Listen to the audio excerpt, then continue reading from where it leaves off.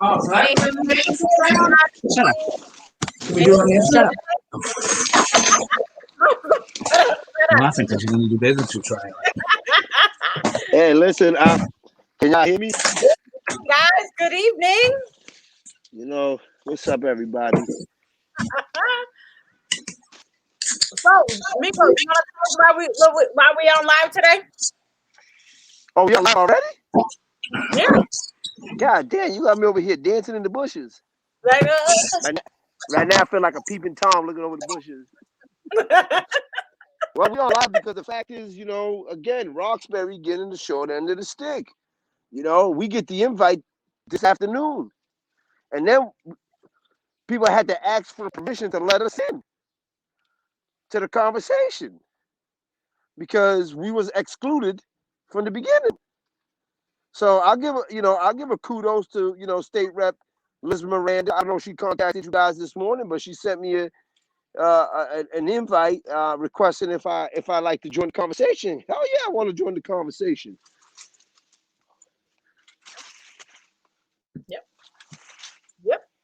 Yep. So, okay. So, this is kind of on forward gear, full gear, whatever you call it. We were just in a meeting with several stakeholders around the victory program that is potentially coming to the Brown House. And Marla, I don't know if you can help me because you probably know a little bit more. Where it's going to be a program that offers low threshold support for individuals on mass and cash because I took notes to get into housing, right? Right. Tie your boots. Okay, and that they're gonna use 3 floors.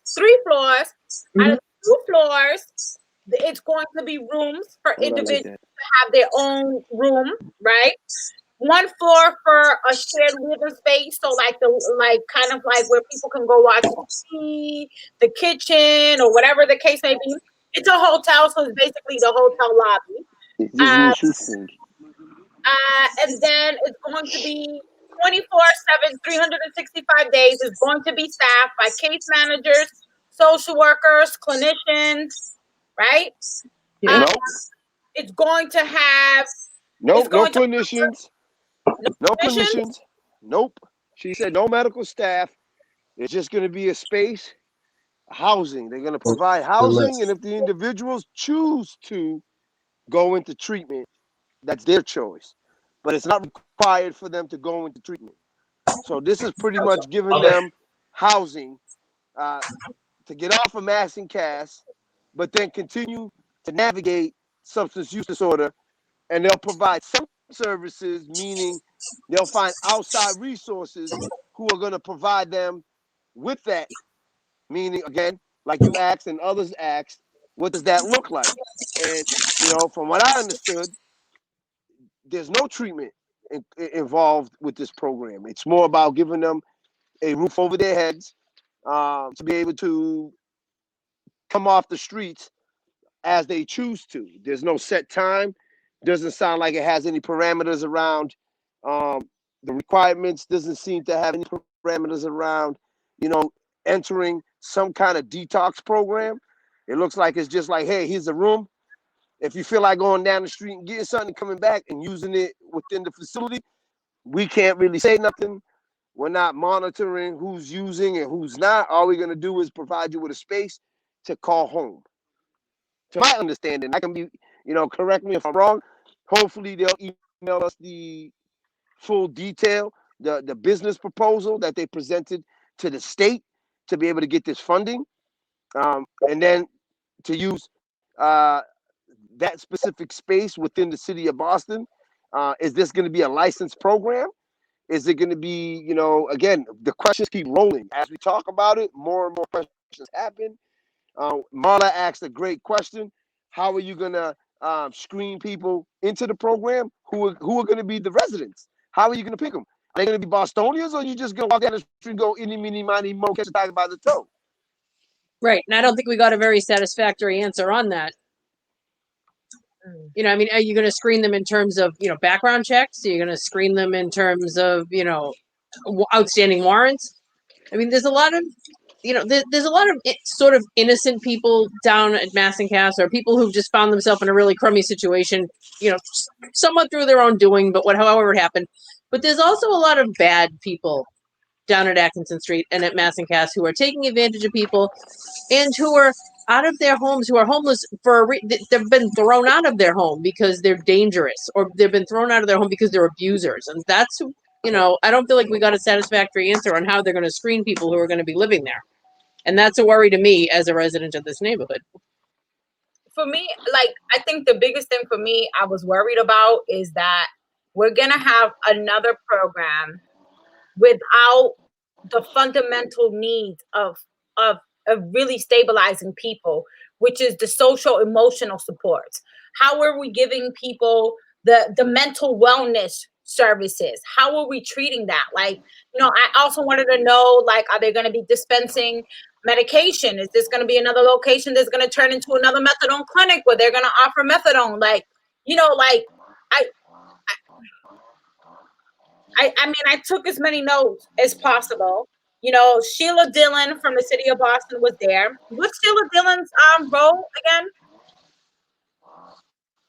Domingo? Say that again.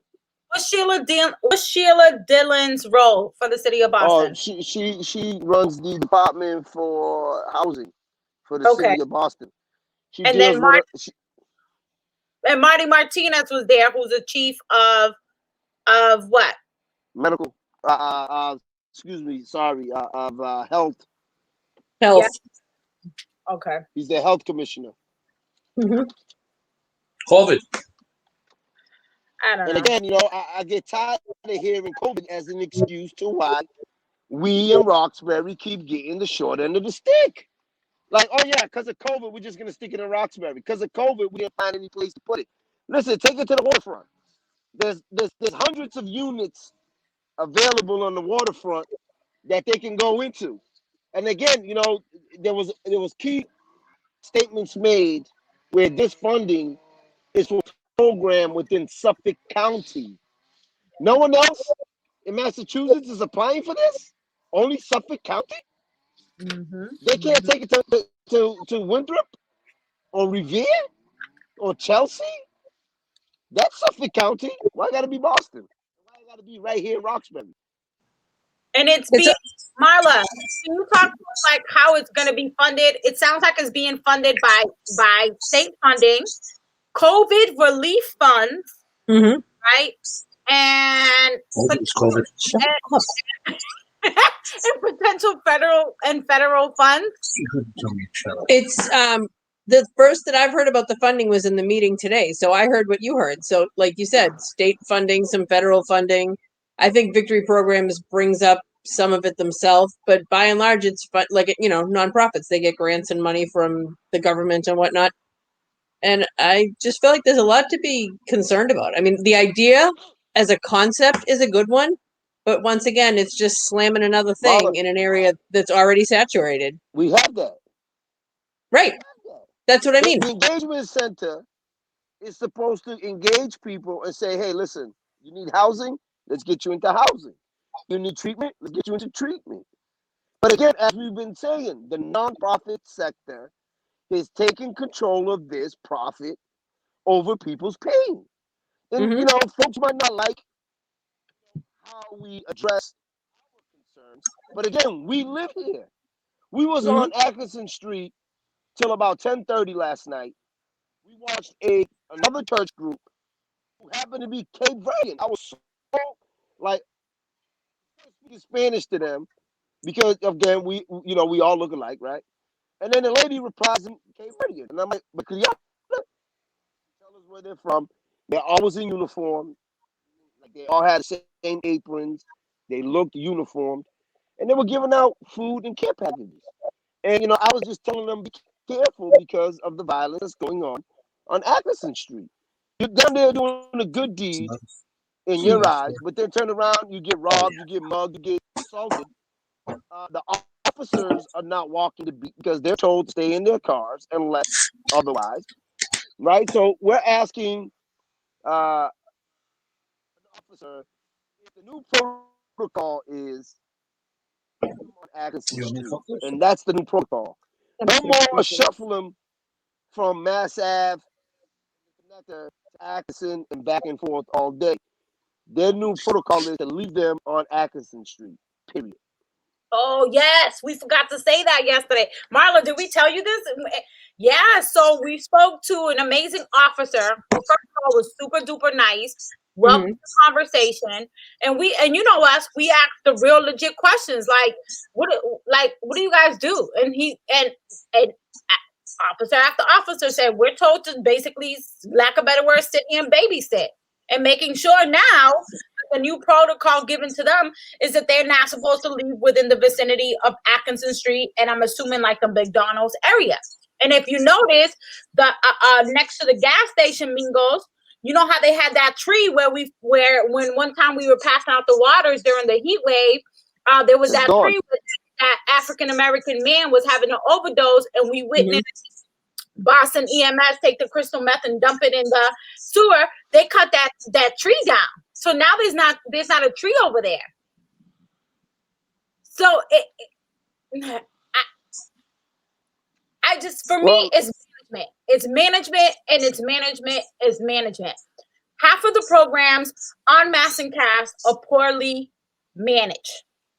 There's staff turnaround because people don't want to work over there. There's major safety issues over there. And, you know, and I have to kind of get this off my chest because I think that oftentimes there's so many groups out here and everyone's constantly asking people for kindness. But how can you be kind when your cup is empty?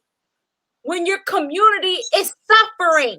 So why is it that we as community members and businesses are continuously to ask to be kind, be empathetic? We're empty. Those emotions are empty, people. Like, I think that people need to understand that and stop trying to think that we're coming into this space with a hidden agenda because other people, white addicts, right, are telling us what to do and how we convey our message in our group. Because this will never happen in a white community. And I think that people need to understand that. Whether you guys want to hear it or not, this is not a black and white issue. This is the facts. This is facts. If you look at the history of the crack epidemic, the black and brown community was flooded with crack, and guess who they were selling the crack to? I'm just saying. Tell me, I know. You know what I'm saying? So, like, we need to stop. Like, what's happening on Mass and Cast is not changed. It's been the same narrative. You got black and brown dealers selling to white addicts coming from the suburbs. Black and brown men go to jail. So come on, man. Like, stop playing with that narrative y'all got going on and the little groups and conversations y'all talking about, because we're not gonna fit that bill anymore. You know what I'm saying? So if people are upset about us saying, listen, there's a historical pattern here. You guys are failing to understand. You guys want the community to be empathetic and kind when we're empty. And then you guys want us to show up, donate, be supportive, but yet we're empty. Our patients running thin. Our elderly community are unsafe. Like, yo, my mom's already said it several times. We need to take out the trash. Imagine how many elderly people in that community can't take out their trash, and they gotta wait for their children or the kids in the neighborhood to take out the trash for them. But nobody's talking about that. People don't look at the collateral damage that's going on. They only see one side of the conversation, and they only fight for one side of the conversation. And it's not fair. If it was in their community, they'd understand it. But you shouldn't have to wait for it to be in your community to understand it. We don't want extra. We just want equitable. We just want fair. We just want what everybody else in the city has. The E word. The E word. No, I want extra. The E word. I want extra. I want extra. Well, I'd like extra, but I'd settle for equal. I want extra because we've been given the short end of the stick But There's but no you know, way. Domingos, extra in this case just means equitable. I mean, equitable means you put the services where they're needed. This is ridiculous. I mean, it's not about um, Atkinson Street. It's not about the situation. It's not about drugs. It's not about anything. This is a racial issue, and don't freaking kid yourself. And I'm saying it. It's ridiculous. Thank you, Dave. Well, what I mean by extra is, we already behind the 8 ball. So for I us to know. be able to be equal to other parts of Ogden, they're gonna have to do a little extra. We can't have our parks clean at 7 o'clock at night, knowing at 7 o'clock in the morning is an encampment. Clifford Park, Jim Rice Field needs to be maintained and serviced and have designated crews like we were promised 4 years ago by Marty Martinez. I'm gonna shoot shots, and Mayor Marty Walsh at the time, and Go on. Commissioner Cook from the Parks Department, who sat there and told us we're gonna have designated crews, especially for the summer, that we will hire extra hands to deal with these two parks and other parks in the area because of what's going on Mass and Cass. 4 years later, Dave and myself and others are still picking up needles and trash at our local parks. Domingos, you got Twitter, right? You follow Twitter, right? You're on Twitter. Everybody's on Twitter, right? Follow the Boston Parks Department. It's something I accidentally followed, but to me it's amazing because all I hear about is all these great things, these concerts, these exercise programs, all of these things in the park. I never ever hear them anywhere around here, ever. Especially Clifford Park. No, but even Jim Rice Field or anything, they're always in There's one, Harris East Park in Roxbury. Boston or maybe Washington Park or maybe, but for the most part, they're in these little neighborhood sectional parks. All right. I mean, I drive around the city all day long, and and just looking in the parks, I see all of these small parks all taken care of. I mean, all clean. Nobody's hanging out in them. I just walked down to the store. I had to walk by 6 homeless people, and there's like 5 or 6 of them, stinting around because they're no playing softball down there. There's probably 15, 20 people in the park, and there's 6 in the tot lot right now, just sitting on the jungle gym. They're not doing anything, but they're there. Yeah. And they're going to be doing something later. Well, this Best Western renting it out to the Victory program. Again, we're gonna have to start shooting emails to the owners of the Best Western. We're gonna have to mobilize and strategize with the surrounding communities so we can push back. We're gonna start an online petition so we can get people involved. So again, that decentralization that Andrea Kimball's talking about, that Michelle Wu's talking about, and this is Savvy George is talking about, John Santiago was talking about, and John Barrows, who are running for mayors, and of course all these other candidates who are running for at large, the 7 District 7 candidates, the District 3 candidates. We need to get them all involved because again, we as a community are asking, and it's sad that none of the mayor candidates was within this conversation today. None of the at-large candidates. I give kudos to Leon Rivera, who is running for District 7, the only candidate for District 7 who is there.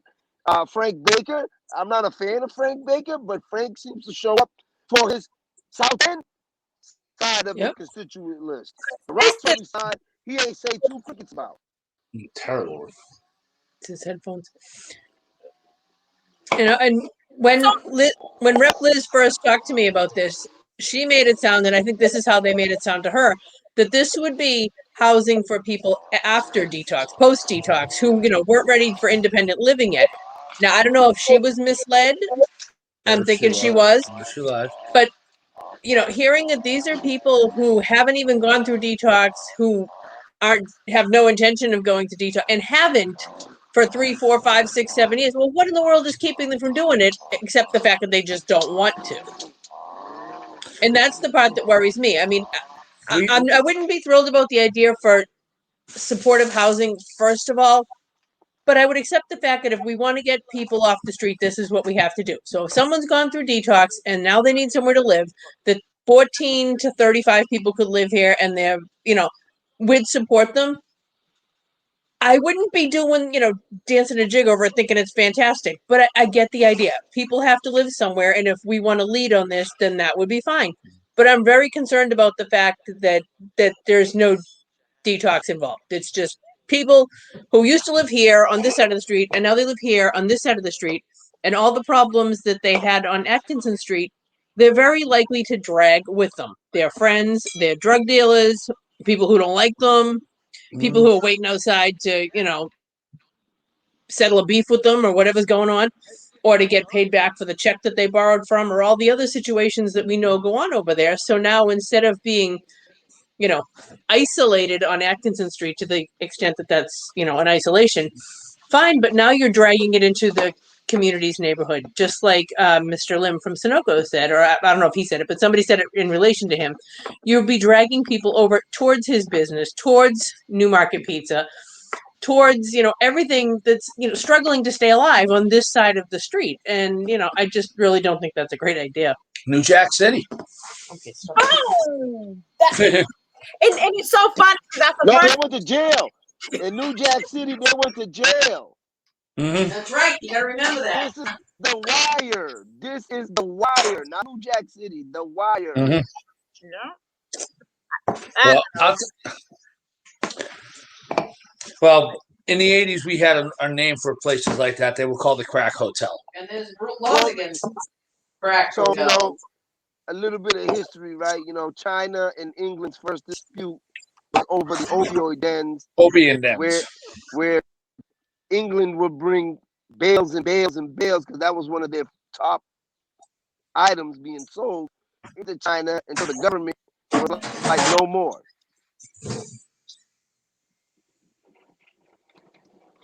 I don't know. If they're just going to basically just turn this place into an apartment for street people, because that's what it sounds like. That's the bottom line. I hate to use that term today. I got to be so politically correct. That's not going to fly.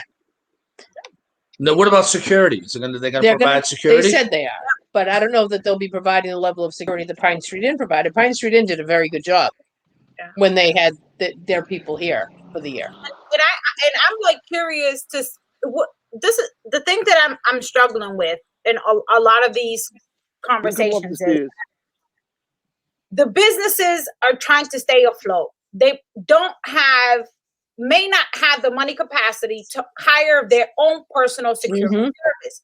So one of the questions that I asked in the chat, since you guys are going to have 24/7, 375 days out of the, all day, every day security, can the business in that location benefit from that? Because if the funding that's coming from Victory Program is being paid by the state, by federal funding and COVID, I'm confused as to why they can offer this level of security for a nonprofit in this service, but not the businesses who are trying to keep business to give the city of Boston revenue and be part of whatever it is that they want to, claim to be, right? But you're not going to offer your businesses in that location security?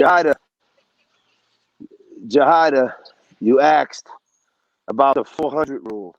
Rule 400. How are you going to get security when you don't have that anymore? The city took away that. Mm-hmm. Okay. There's a whole lot that needs to be unpacked. Mm-hmm. If the city is telling you there's no such thing as Rule 400, where are we getting the security from? That these What happened to our friend Julia with the businesses? I have no idea. She said this was her wheelhouse. She could advocate for us if it affected the business. Well, it's affecting the businesses. I don't see Julia down there anymore. All I see is Julia next to Kim Janey signs. Well, Deb, you have the right to vote her out. Mhm. Oh, well, believe me, she's Along, not getting my one vote this time around. along with a few others. So But back to this hotel space. I find it a little hard to believe that this is the only shuttered or unused hotel in the whole of Suffolk County. I just flat out don't believe that. They said they can't find any other space. The city doesn't own any space. Well, the city doesn't own this hotel either. So they're not adverse to having not city owned property. There's not a single other building that could house 14 to 35 people except for this one right here in the middle of this ridiculous circus of suffering. All the businesses That's they're unbelievable. all owned by Wind Management. but That's why. nobody's even talked about how we're gonna have the static. Is the static coming or not? That's coming in 2024. We're Right.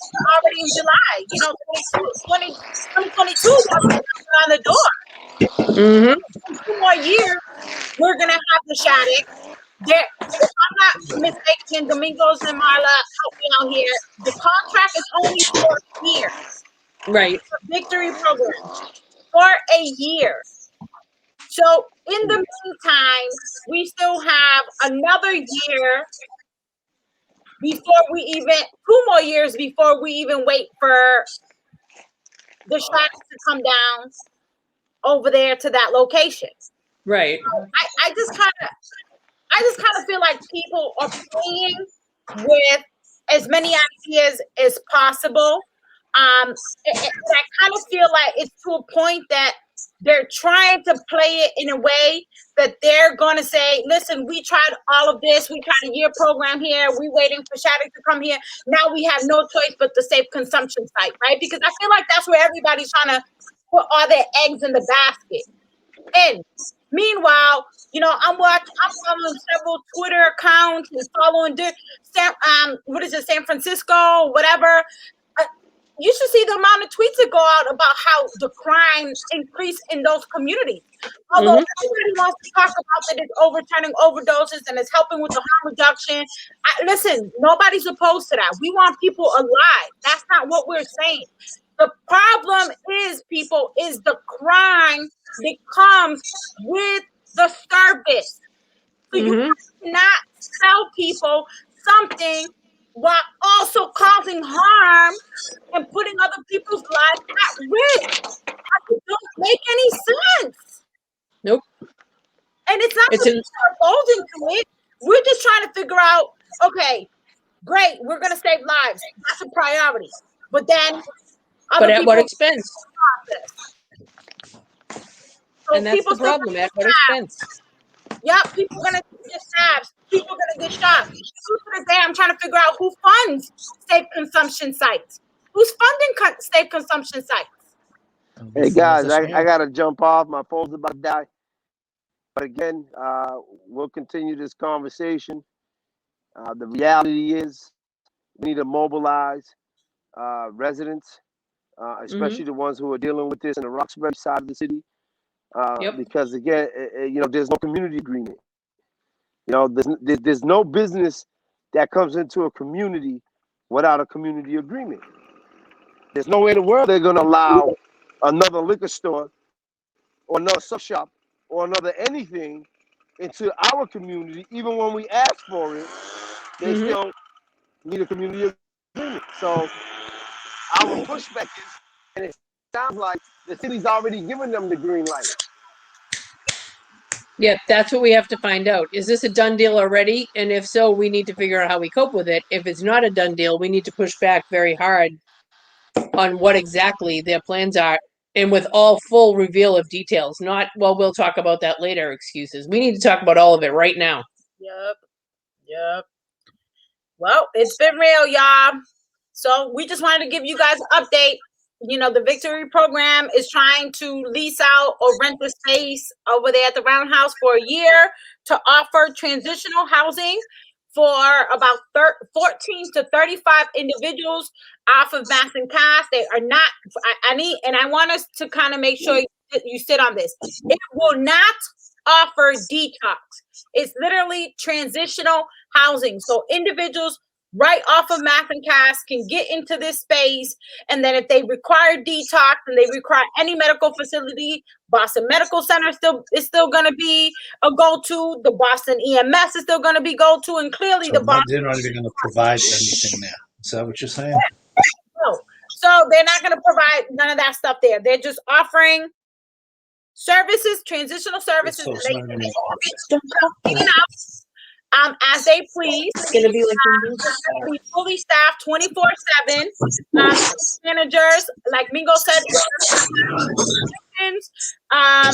so we are going to try to gather as much as information as possible to try to update you guys. But I think that general consensus in the different groups of people that were in there as stakeholders are saying the Mathencast, and shout out to Steve Fox from the Open Forum.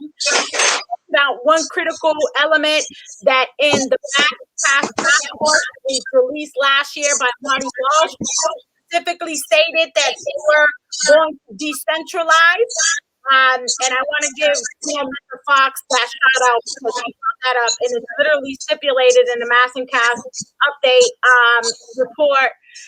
So we're a little confused as to why, again, we're saying one thing and then again the city does something else, and I wonder why everybody's bumping heads, everybody's feeling some type of way with each other.